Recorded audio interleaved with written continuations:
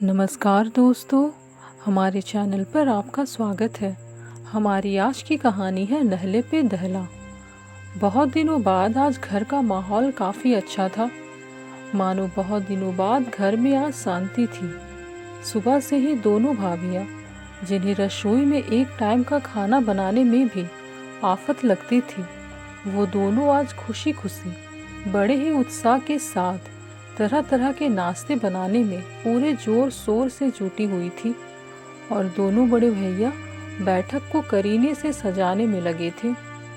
वैसे घर में कोई खुशी की बात नहीं थी, बल्कि आज वकील साहब आने वाले थे पिताजी की वसीयत पढ़ने के लिए, दोनों भाइयों को उनका हिस्सा देने। यही कारण था कि आज दोनों भाभियां सुहानी और रागिनी, जो एक दूसरे को जरा भी न भाती थी, आज मिल बांटकर घर के सारे काम जल्दी जल्दी कर रही थी।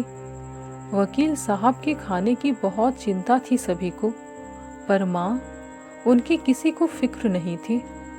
पिताजी को गुजरे आज पूरे 6 महीने हो गए थे, और इन 6 महीनों में माँ ने बहुत कुछ गहराई से महसूस कर लिया था और देख भी लिया था, जिसे संभवतः शब्दों में बयां करना बहुत मुश्किल था। समय के साथ साथ अपनों के बदलते रंग ढंग ने माँ को बहुत आहत कर दिया था। जिन बेटों को अपनी पलकों में रखा, उनकी शिक्षा दीक्षा में कभी कोई कमी न होने दी, उन्हीं बेटों के द्वारा आज उन्हें तिरस्कृत होना पड़ता है। परंतु चुप रहने के सिवा माँ के पास कोई दूसरा विकल्प नहीं था। पिताजी के बाद दोनों भाई भाभियों को माँ शायद बोझ लगने लगी थी।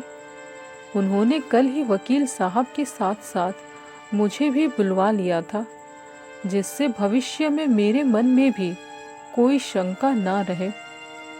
वकील साहब आज पिताजी की वसीयत पढ़ने वाले थे, यानी आज उनकी विरासत का बंटवारा होना था।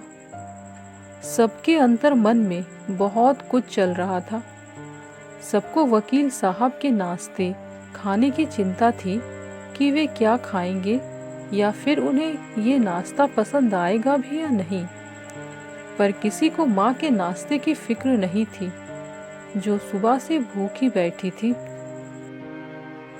मैंने बड़ी भाभी सुहानी से कहा, भाभी, अगर नाश्ता तैयार हो गया हो तो माँ के लिए दे दो। अंदर रसोई में से आवाज आई, दीदी मेरे हाथ गंदे हैं, आप छोटी से कह दो। कहकर बड़ी सफाई से बड़ी भाभी सुहानी ने अपना पल्ला झाड़ लिया। मैंने देखा कि छोटी भाभी रागिनी के हाथ भी खाली नहीं है, इसलिए उनके मुंह से कुछ सुनने से अच्छा था कि मैं खुद ही माँ को नाश्ता दे दूं। मैंने माँ को नाश्ता परोस दिया। माँ की खामोशी, उनकी भीगी उदास पनीली आंखें और कांपते हाथ बहुत कुछ कह रहे थे। पिताजी के जाने के बाद इन 6 महीनों में बहुत कुछ अनुभव कर लिया था माँ ने। उनकी सारी जिंदगी का अनुभव एक तरफ, और सिर्फ इन 6 महीनों का अनुभव एक तरफ। खैर, तय समय पर वकील साहब आए, और उनका स्वागत भी दोनों भाई भाभियों ने खूब जोर शोर से किया। मिस्टर शर्मा वकील साहब, वकील कम, हमारे पिताजी के दोस्त ज़्यादा थे। वे पारखी नज़र रखते थे, अतः सादर सत्कार और माँ की पनीली आंखें देखकर सारा माजरा समझ गए। जैसे ही वकील साहब ने वसीयत पढ़नी शुरू की थी, दोनों भाइयों और भाभियों के चेहरे के रंग ही बदल गए। उनके मुंह खुले के खुले रह गए। उनके आश्चर्य का ठिकाना नहीं था। दोनों भाई पिताजी की अपार संपत्ति के आधे आधे वारिश होने का सपना देख रहे थे, किंतु हुआ बिल्कुल उल्टा। अनुभवी पिताजी ने अपने बेटे बहुओं की नीयत पहले ही भांप ली थी, अतः उनकी दूरदर्शी सोच ने सारा पासा पलट दिया। पिताजी की सारी संपत्ति माँ के नाम देख दोनों भाइयों के पैरों तले जमीन खिसक गई। भाइयों और भाभियों ने सोचा था कि संपत्ति मिलने के बाद माँ को एक अच्छे और उम्दा वृद्धाश्रम में छोड़ आएंगे। पर यहाँ तो कहानी बिल्कुल ही बदल गई थी। सब कुछ उलट पुलट हो गया। जिस माँ को वे बेबस बेसहारा बोझ समझ रहे थे, वो माँ खुद अकेली सारी संपत्ति की स्वामिनी थी। ईश्वर की कृपा से पिताजी की संपत्ति वैभव में कोई कमी नहीं थी। घर, फैक्ट्री, दुकान और बैंक बैलेंस सब कुछ अब माँ के नाम था और भविष्य में भी माँ के बाद अर्थात उनकी मृत्यु के बाद समस्त संपत्ति के 3 बराबर हिस्से थे। एक एक दोनों भाइयों का और एक हिस्सा मेरा यानी उनकी बेटी स्वरा का।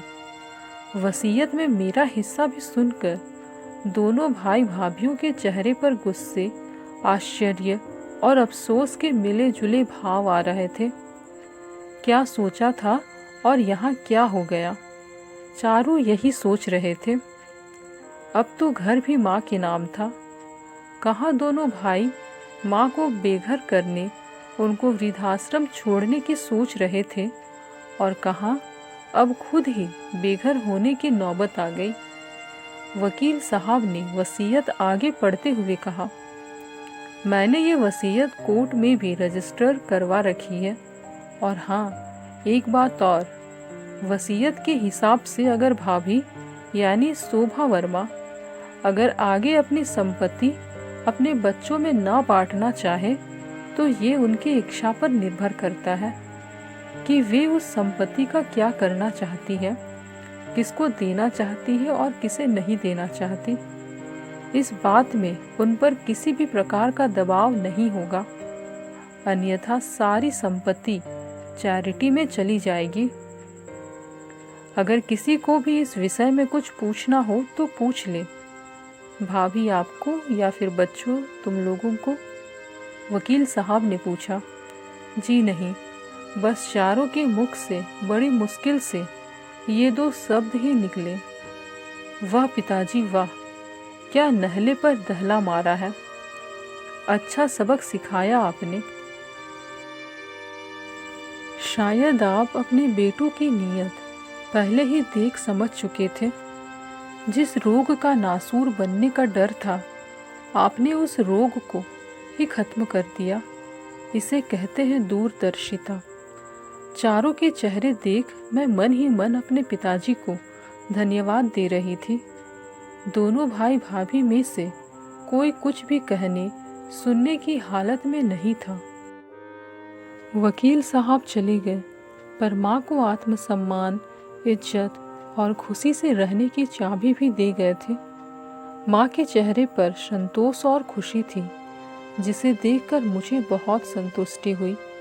दोनों भाई भाभी कुछ भी कहने की स्थिति में नहीं थे। शायद इसलिए हम समय और अनुभव को बलवान कहते हैं। दोस्तों, आपको हमारी यह कहानी कैसी लगी हमें कमेंट्स में ज़रूर बताएं। साथ ही ऐसी ही नई कहानियाँ सुनने के लिए हमारे चैनल को लाइक, शेयर, सब्सक्राइब करना ना भूलें। धन्यवाद।